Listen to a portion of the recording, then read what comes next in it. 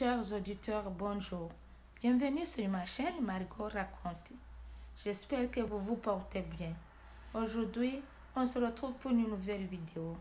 Dans cette vidéo, je vous raconte l'histoire de la petite Alice.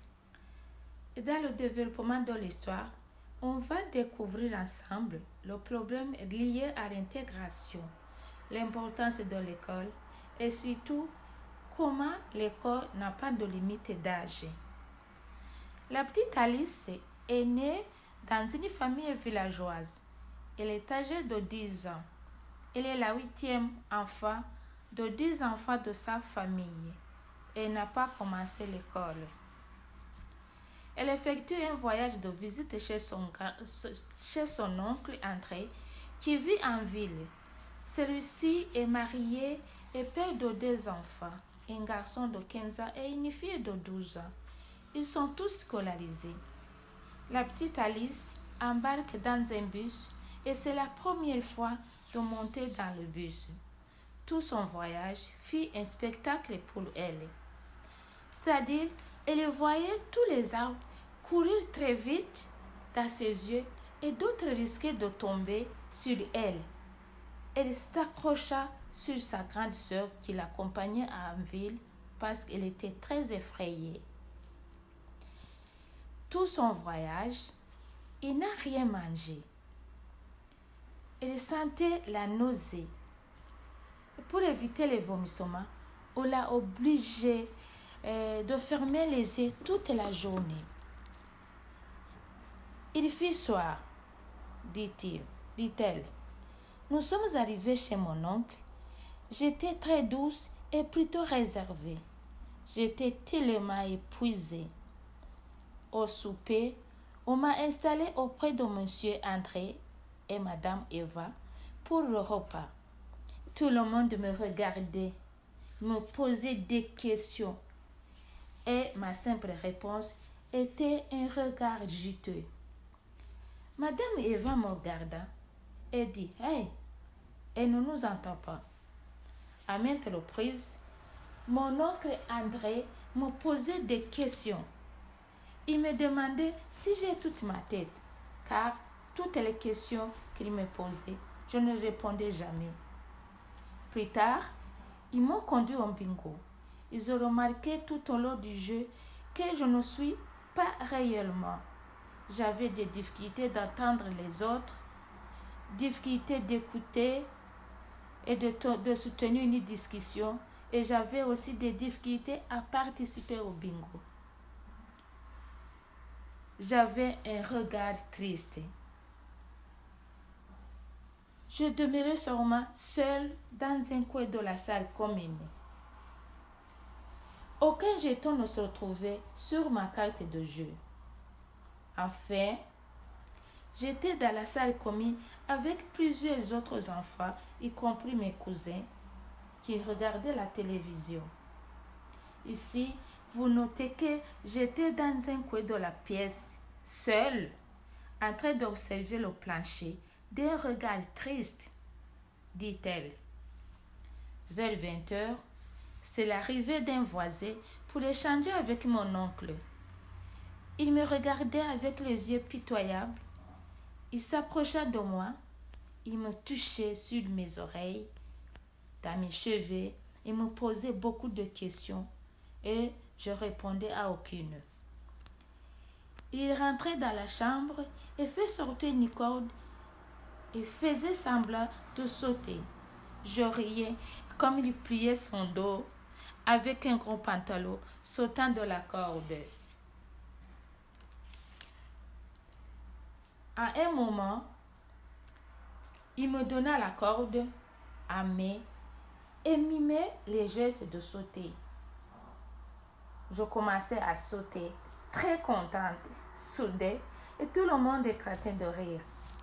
En me regardant, j'étais tellement effrayée. Je me sentais mal à l'aise.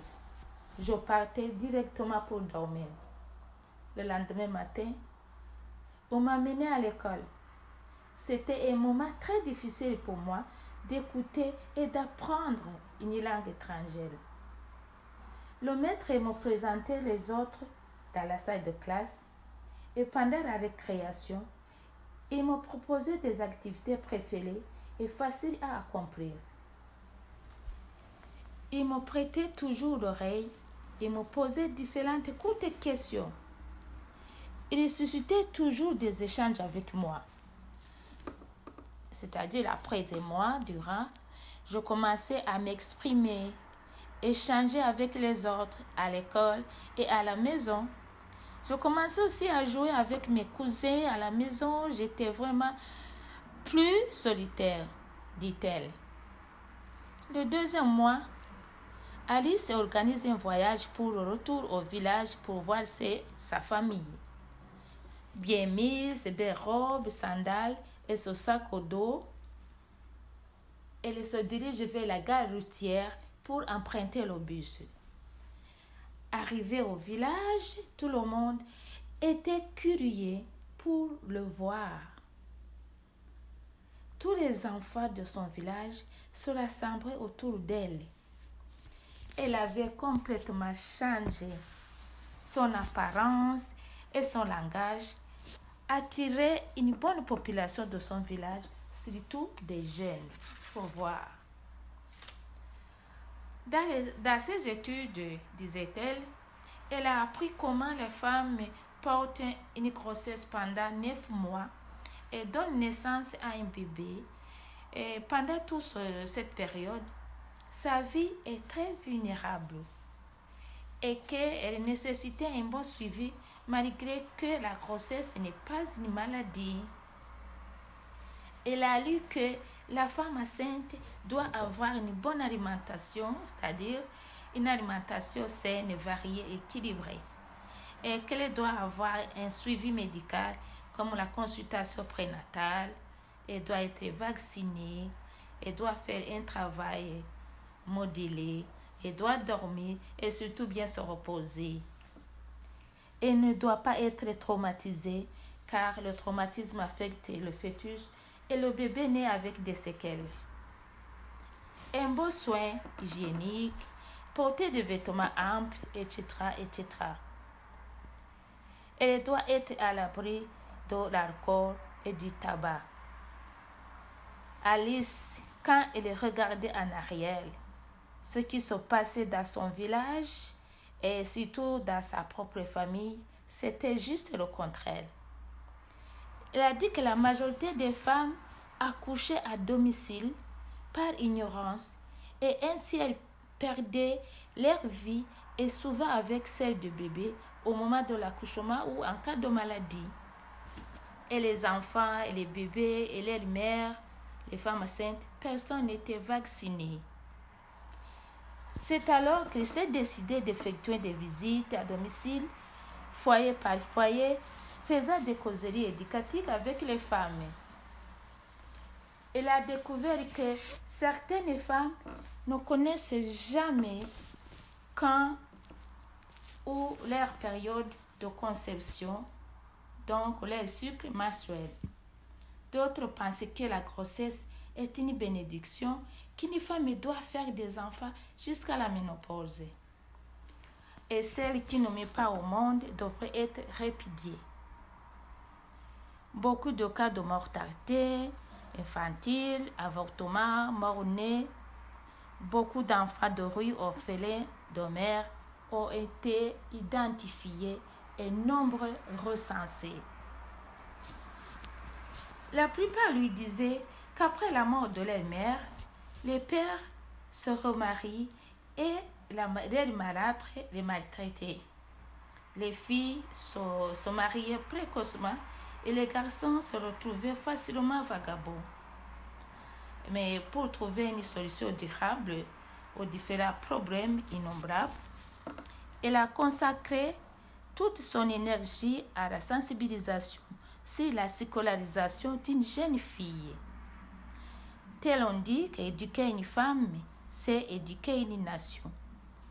Dans sa méditation, Alice a dit « La femme, pour tout, est un pilier de la famille et l'éducation doit être pour tous, sans distinction d'âge.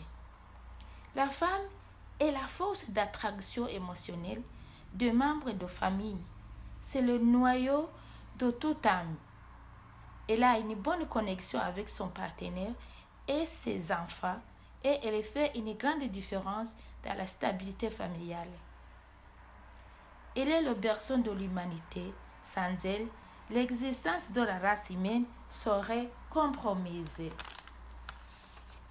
La petite Alice, telle dit la citation de Laj Karimi, le Parisien.fr, il a dit que dans ces séances, elle doit adresser un petit message aux femmes de son village qui dit ceci. Une mère donne naissance à un enfant. Elle est à son écoute quand il pleure. Elle assure sa protection. Allaitement, alimentation, faire soigner et surtout faire vacciner. Elle le rassure. Elle lui donne confiance à lui. Il est complice avec lui et il lui instaure des limites. Il le punit, bonne correction quand il le faut. Elle se fâche et souffre pardonnable. Elle assure son éducation de base. Elle lui donne de la liberté de s'exprimer, d'exprimer ses émotions et surtout d'exprimer ses sentiments. Et lui apprend à être autonome. Elle s'inquiète toujours de son enfant, surtout de sa santé, sévère et pitoyable, pilier de la famille, berceuse. Elle apaise le cœur brisé de ses enfants et réunit les dispersés. C'est un bon exemple de Jésus. Voir Psaume 147, versets 2 et 3. La femme, c'est la clé du développement du monde paisible. Donc, son travail et son intelligence épater les autorités de son village. C'est pour cela qu'ils ont installé un système de l'éducation de base obligatoire pour les filles et surtout l'alphabétisation pour les adultes. Chers auditeurs, l'histoire de la petite Alice se termine par ici. Prochain rendez-vous pour une nouvelle vidéo. Mais n'oubliez pas de commenter, de liker et surtout de vous abonner pour ne rien manquer. Merci, au revoir.